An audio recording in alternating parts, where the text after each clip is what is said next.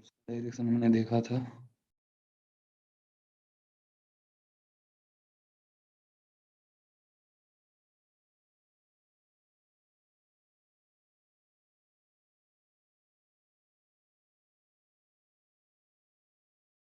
याद है ऐसा फोर्स और कहीं देखे थे, पढ़े थे?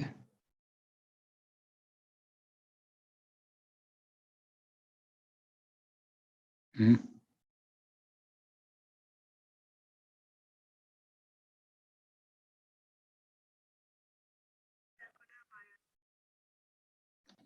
नहीं, सरफेस टेंशन में था, 11th में, याद करो।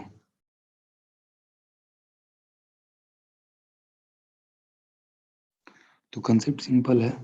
जब मैग्नेटिक मोमेंट और मैग्नेटिक फील्ड के बीच में एंगल 0 डिग्री होगा तो फोर्स ऐसे होगा, ठीक है।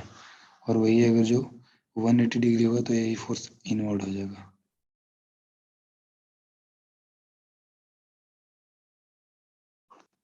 तो अगर उसमें रॉड टाइप से रहा कंडक्टर तब तो उसमें टेंशन होगा। अगर वायर टाइप से रहेगा तो श्रिंक कर जाएगा वो। समझ आ रही बात?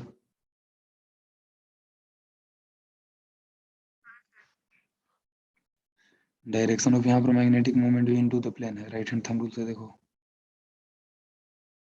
क्योंकि ये साउथ पोल बन रहा है करंट के अकॉर्डिंग, तो साउथ पोल मतलब कि current into, sorry, magnetic field into the plane है, तो दोनों का डायरेक्शन सेम हो गया। ये अगर नॉर्थ पोल बनता है ऐसे, तो मतलब magnetic field due to wire आपका आउट ऑफ द प्लेन हो गया, और उसके जो ओरिजिनल फील्ड है सिस्टम का वो इनटू द प्लेन है, तो 180 डिग्री आ जाता है, ठीक है।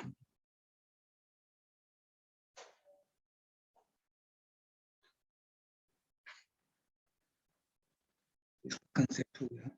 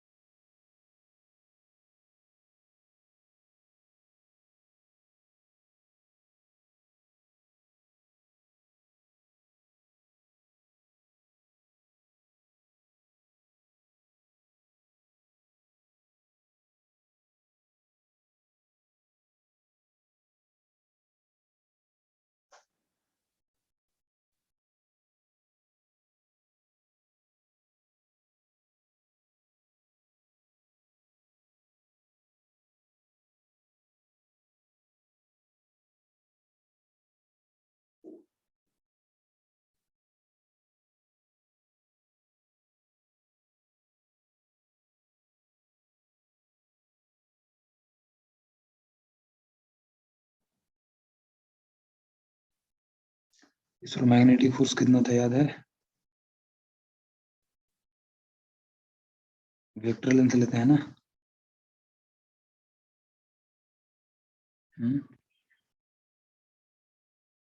तो वेक्टर लेंथ है 2r।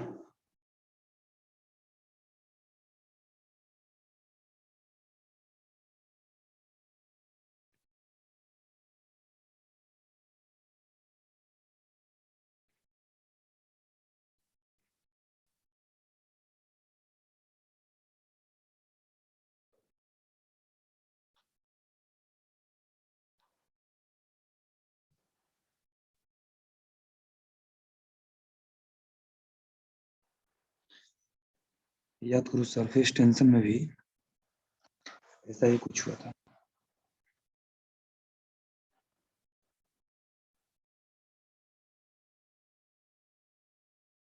अगर सरफेस टेंशन को S मान लो, इस पर नेट फोर्स हम लोग वही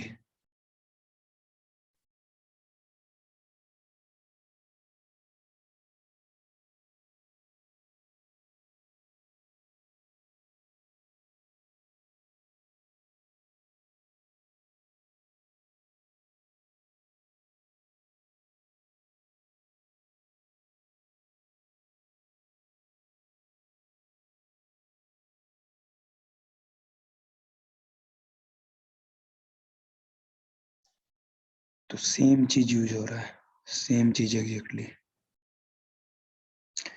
यहाँ भी आप मैग्नेटिक फोर्स डीएफ क्या कहोगे?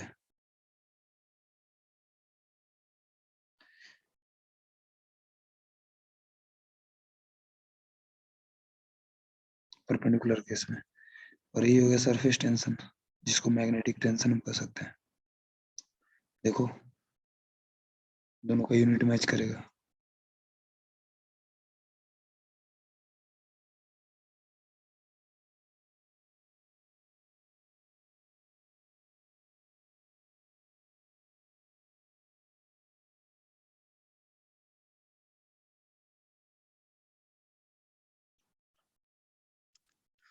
समझ में आई बात?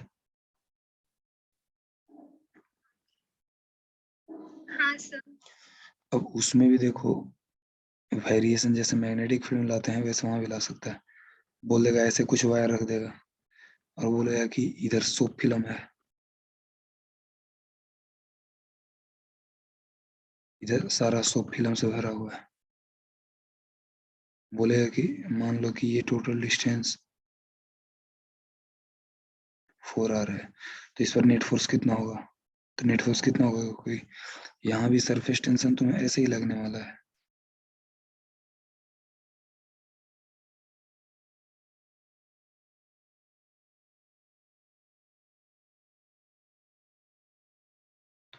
तो इसमें भी क्या आ जाएगा? S × 4r vector length.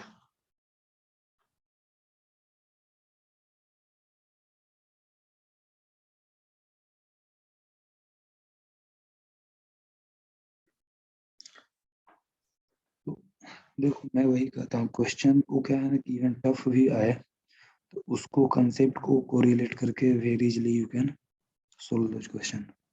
अब जैसे ये क्या था, ऐसा क्वेश्चन आपको मैग्नेटिक फील्ड में पढ़ना है, लेकिन सेम क्वेश्चन को we can apply in the surface tension. अब ये क्वेश्चन अगर आया मार्केट में तो सबके लिए नया रहेगा। आप थोड़ा सा अगर रिवीजन करके इसको अपडेट रखोगे, it will be yours, it will be positive part of you. समझ आ रही बात?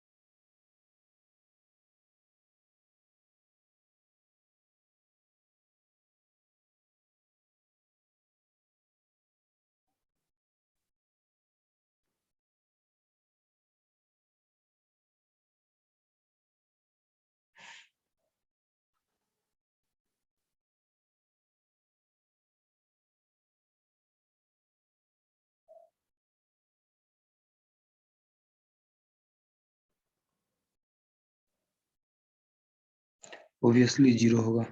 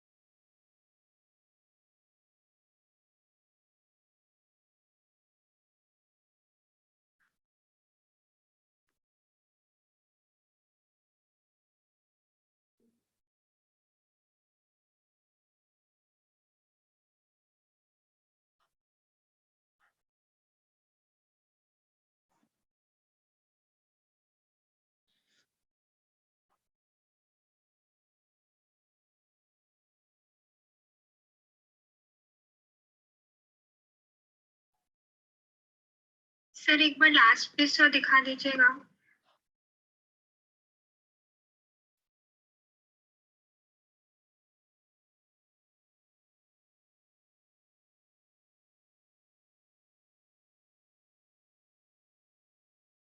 हाँ सर हो गया।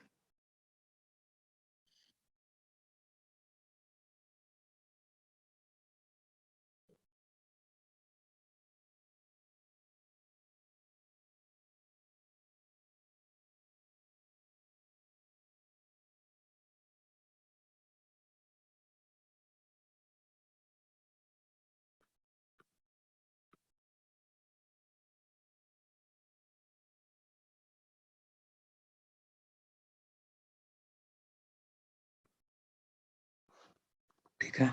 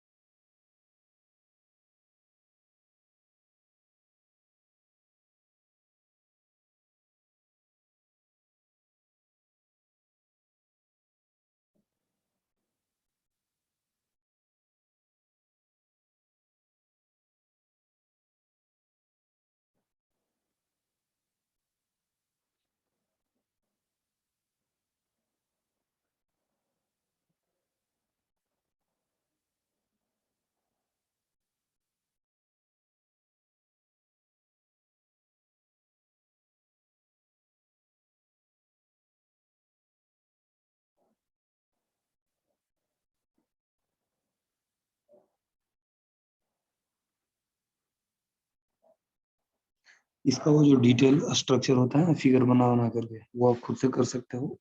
आप ऑलरेडी 10th क्लास में पढ़ रखे हो उसको, ठीक है, तो यहाँ पर डिस्कस करने की जरूरत नहीं है। हाँ, मैंने इसका मैथमेटिकल पोर्शन कर दिया है ना। अब आ जाते हैं एमसीजी, जो कि हमें पढ़ना है डिटेल में।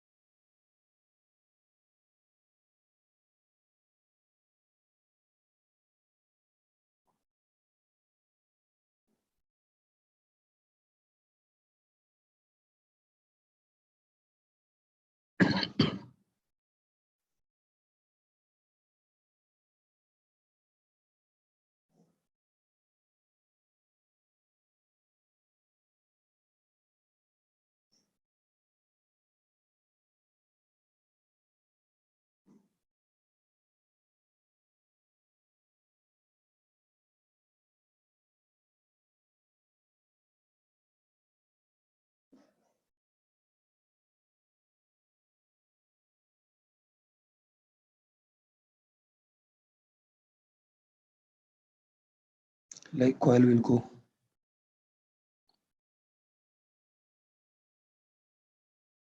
ये टॉप व्यू है, ध्यान देना, ये टॉर्सनल वायर है जिससे सस्पेंडेड है, ठीक है। ये आपका सॉफ्ट आयरन कोर है।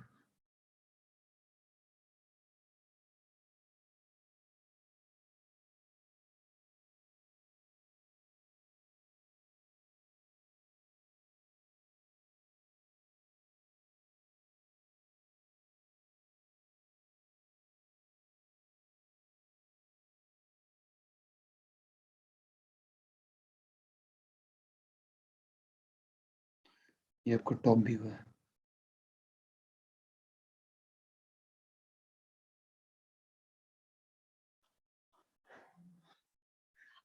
हाँ, ग्रीन वाला कॉइल है आपका।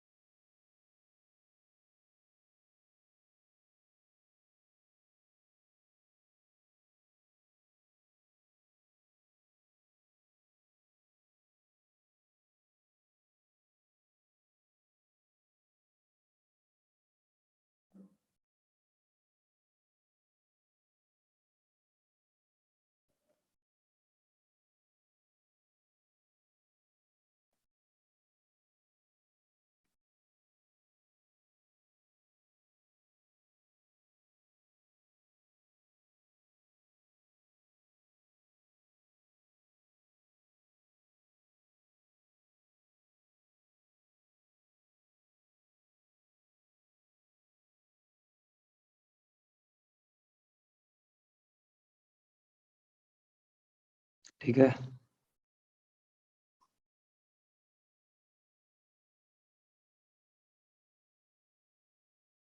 हाँ सर।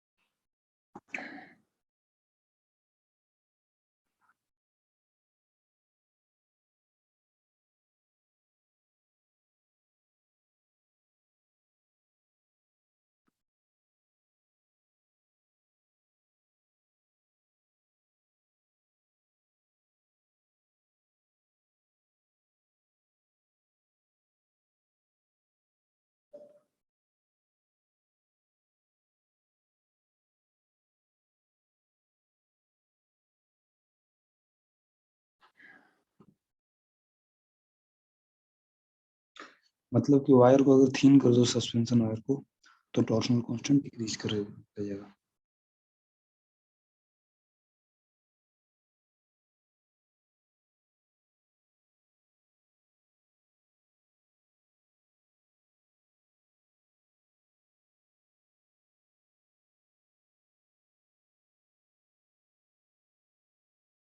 आप अगर याद करो ये 11th का इलास्टिसिटी चैप्टर, तो उसमें आया था टॉर्शनल कांस्टेंट सी का वैल्यू जो होता है R⁴ के प्रोपोर्शनल होता है। याद है सिलेंडर का केस दिखाया हुआ था। हाँ सर।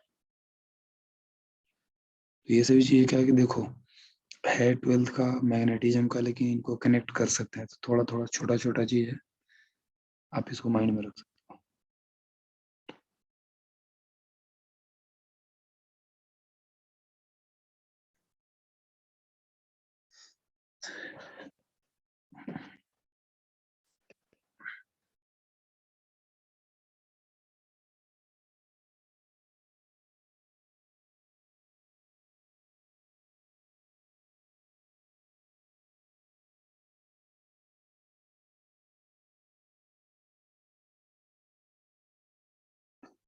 देखो एक बात जान लो कि मानता हूँ कि हाँ दिन प्रतिदिन कंपटीशन टफ होते जा रहा है, ठीक है, और क्वेश्चन भी ध्यान दो, अगर वो जंबलिंग करते हैं एक चैप्टर से दूसरे चैप्टर में, तो आजकल प्रिपरेशन ऐसे लोग कर रहे हैं कि student still they are able to score very good marks. समझे? इस वजह को क्वेश्चन फिजिक्स में कि ठीक है उतना भी आसान नहीं था, बहुत टफ भी नहीं था, एटलीस्ट अगले साल से टफ था, पेपर भी थोड़ा लेंदी था, फिर भी देखो जो बच्चे लोग 600 मार्क्स लाए उनको कुछ नहीं मिल पाया इस बार भी। तो वही है कि मतलब कि कंपटीशन टफ होते जा रहा है। आपके साथ एडवांटेज है कि जितना भी जंबलिंग चाहे वेराइटीज हो सकती है, मैं सारा करवा दे रहा हूँ, ठीक है, प्रैक्टिस भी हम लोग काफी काफी कर रहे हैं। बस एक काम करना है, कंसेप्ट में साफ सारा चीज बता रहा हूँ, आप अपनी तरफ से एक काम करो, उसे रिपीटेडली प्रैक्टिस करो। आपको एक चीज में होमवर्क दिया था, याद है कि भाई every day at the evening 1 घंटा का टाइम रखो, जिसमें तुम जो चैप्टर फिनिश्ड है उसको एक बार रिकैप करो जस्ट शॉर्ट में, कि ये चैप्टर में क्या पढ़े थे, क्या टॉपिक्स थे, कहाँ पर था, कहाँ डाउट होगा, क्या ना कि तब तुम्हें डाउट होगा। आप अगले क्लास में कहोगे सर वो, अब जैसे तुम बोले कि सर वो मैग्नेटिक फ्लक्स वाला समझ में नहीं आ रहा था, उस समय ने याद है डायग्राम इतना अच्छा से सारा चीज पीपीटी से समझाया था, सब समझाया था, वो चीज फेड फेड अप हो गया इसका मतलब। अगर फीडअप नहीं होता आराम से ये क्वेश्चन बन जाता।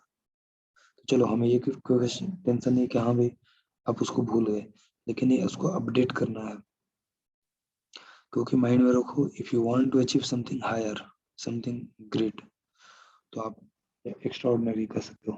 तो आपका जो लेवल भी है ना, वो भी एक्स्ट्रा ऑर्डिनरी लेवल पर होना चाहिए। आप लोग कितने आवर्स एवरी डे पढ़ पा रहे हो self study?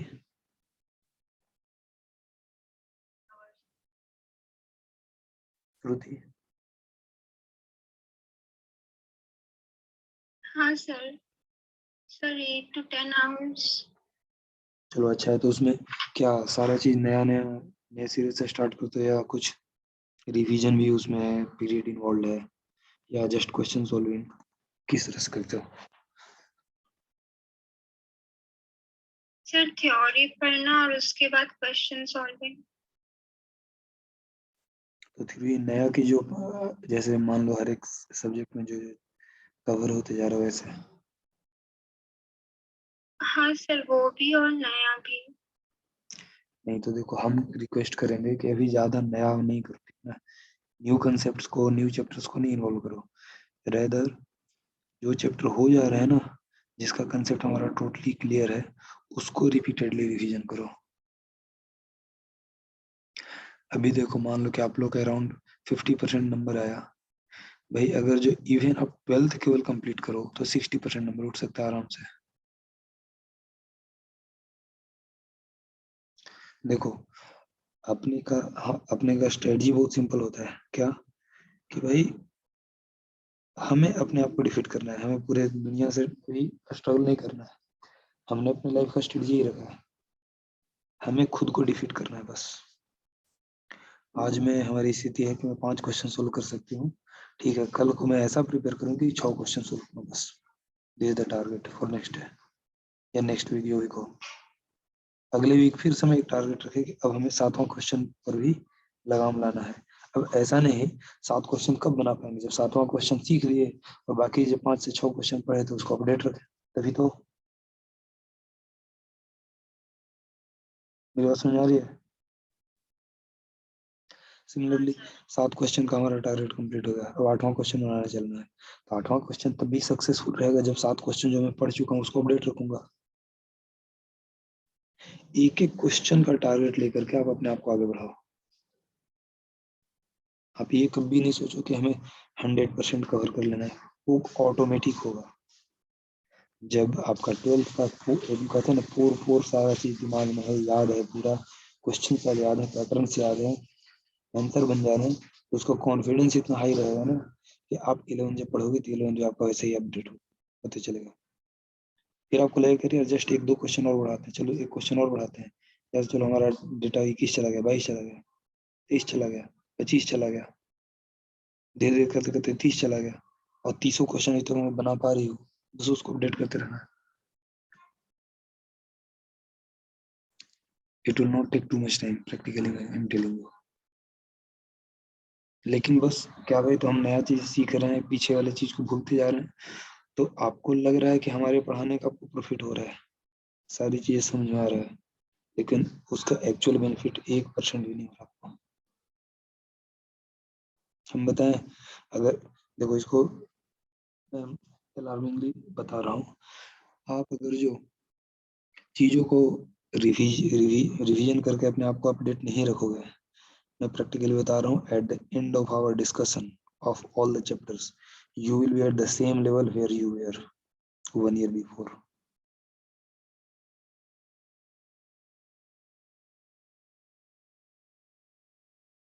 Now it's upon you, आप सोचो कि आपको क्या करना है, कैसे। ये मेरा पर्सनल खुद का एक्सपीरियंस है कि आप अगर चीजों को रिवाइज नहीं कर रहे हो, अपडेट नहीं कर रहे हो, तो you will be at the same level, 1% का भी इम्प्रूवमेंट नहीं होगा, क्योंकि आपका थॉट प्रोसेस चेंज हुआ ही नहीं है। आप जो पहले क्वेश्चन को जिस तरीके से सोचते थे वैसे ही सोचोगे।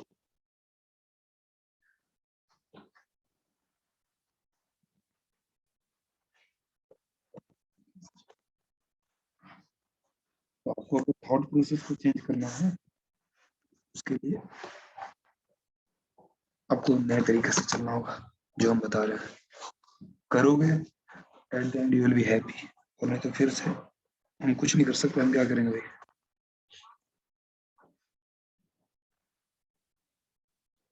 तो now every day you should update में कि आप कर क्या रहे हो।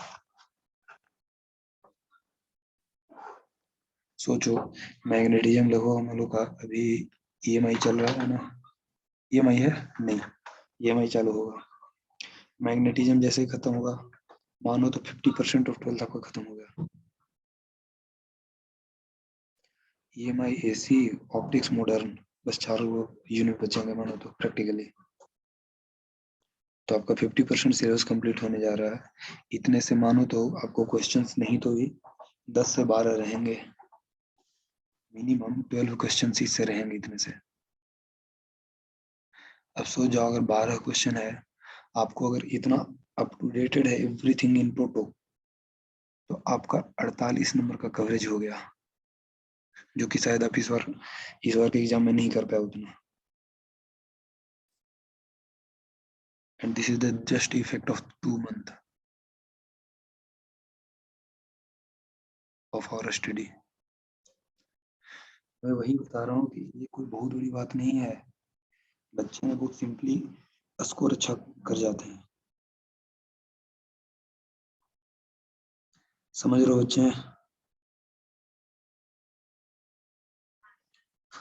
तो मैं ये रिक्वेस्ट करूंगा कि आप ज्यादा कुछ नया भी नहीं करो, जो मैं पढ़ा रहा हूँ बस उसको अपडेट करो, बस struggle to keep it updated, that's all I will request you.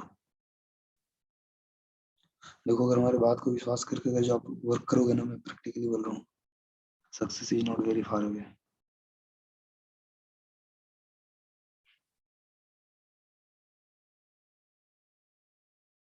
लेकिन आप अगर अपने तरीके से चलोगे, of course I can't guarantee any success.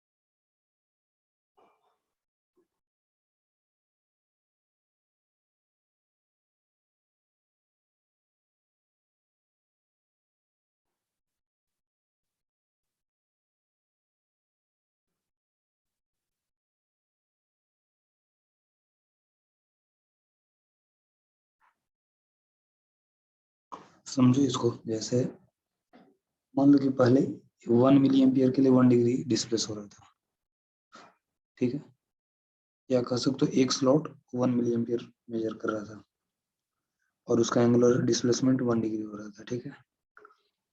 तो फुल डिफ्लेक्शन करंट मान लो कि अगर 50 टोटल ये स्लॉटिंग है, तो हमने देखा था कि 50 स्लॉटिंग काउंट करेगा, मतलब 50 मिली एम्पियर होगा फुल डिफ्लेक्शन करंट। अब मान लो कि सेंसिटिविटी आपने बढ़ा दिया, अब 2 स्लॉट्स का रीडिंग है 1 मिली एम्पियर, तो 20 बात है कि 50 स्लॉट्स का फुल रीडिंग कितना होगा, 25 मिली एम्पियर। तो सेंसिटिविटी आपने बढ़ाया तो फुल डिफ्लेक्शन करंट क्या हो गया, घट गया प्रोपोर्शनली। कह सकते हो कि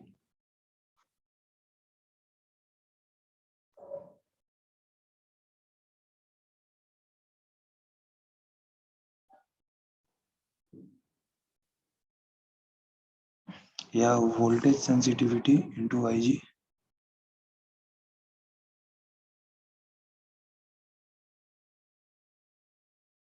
इंटू VG कर दो, IG नहीं।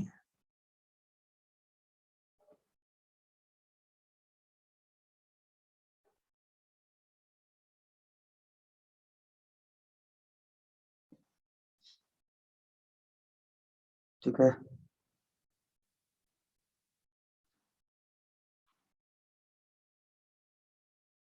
बहुत ही मैं लेटेस्ट में सोचा हूँ कुछ दिन पहले ही, तो ये चलते बहुत इम्पोर्टेंट है, मे भी कहीं पूछा जाए एज ए थ्योरेटिकल क्वेश्चन।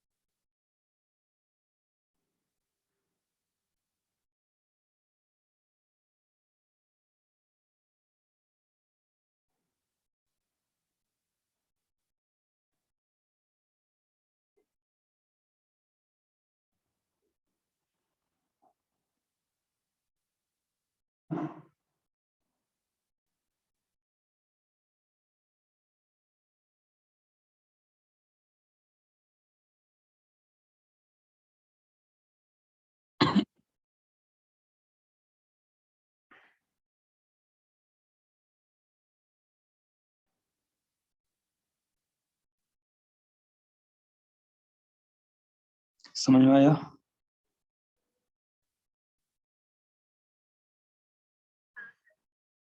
हाँ सर। तो इस पर बेस्ड आप क्वेश्चन कंसेप्ट को न्यूमेरिकल में यूज कर सकते हो, ठीक है। तो न्यूमेरिकल अगले क्लास में देख लेंगे 1-2, ठीक है। आप तब तक बनाओ, ये चैप्टर खत्म हो गया आपका, MCG खत्म हो गया और ये current force from current carrying wire भी खत्म हो गया, ओके। अब हम लोग चालू करेंगे इलेक्ट्रोमैग्नेटिक इंडक्शन अगले क्लास से, ठीक है। चलो बाय, हरे कृष्ण।